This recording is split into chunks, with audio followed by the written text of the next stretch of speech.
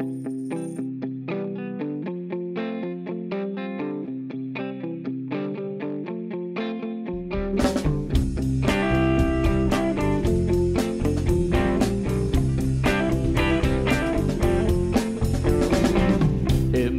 there's no heaven. It's easy if you try. No hell below us. Le jury et du public à qui presse, le gagnant est... La gagnante Monsieur Parallèle.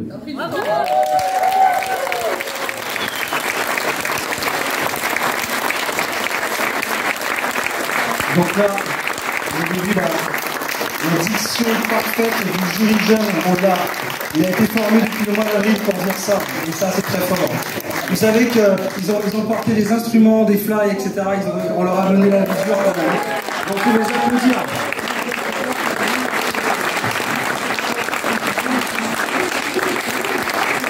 A gagné le deuxième prix, un enregistrement ou plusieurs suivants qui se passera à la passerelle.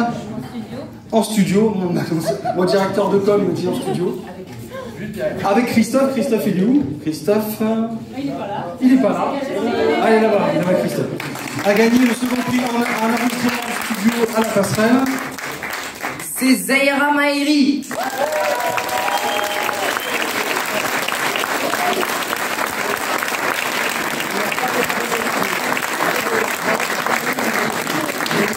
Et donc a gagné le premier prix donc, du premier tremplin de musique actuelle, Résonance l'écho des musiques actuelles. Vous les retrouverez le 3 février 2023 en première partie de Dimonet, qui je rappelle est notre parrain de la première édition, et le 23 septembre 2023 à la médiathèque Montaigne. Ça fait très bon. Donc a gagné, il n'y a pas de 1, a gagné le premier prix. Du coup c'est Foulou.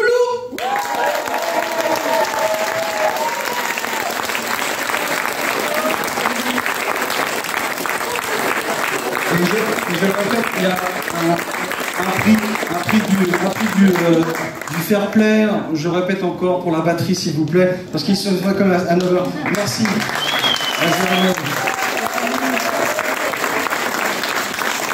J'aimerais remercier aussi la bonne entente et souligner la très bonne entente des trois groupes artistiquement et avec l'équipe, c'est vraiment très important. Si ça a fonctionné, c'est grâce aussi à vous parce que vous étiez là, mais aussi grâce à vous. Vous pouvez vous applaudir et applaudir fort.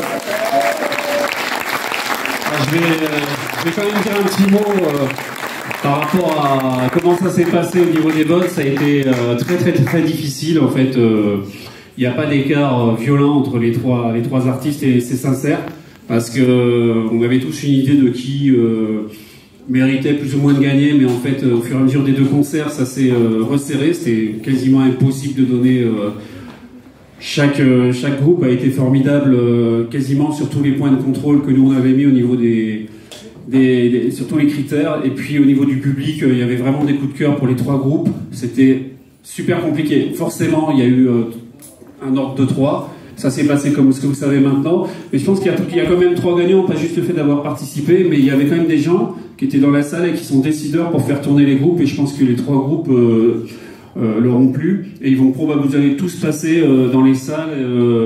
L'objectif du tremplin, c'était une petite étincelle qui les fasse démarrer sur le circuit des dates, parce qu'il y en a un peu marre de voir toujours les mêmes dans les festoches, et ce serait pas mal d'avoir de nouveaux groupes.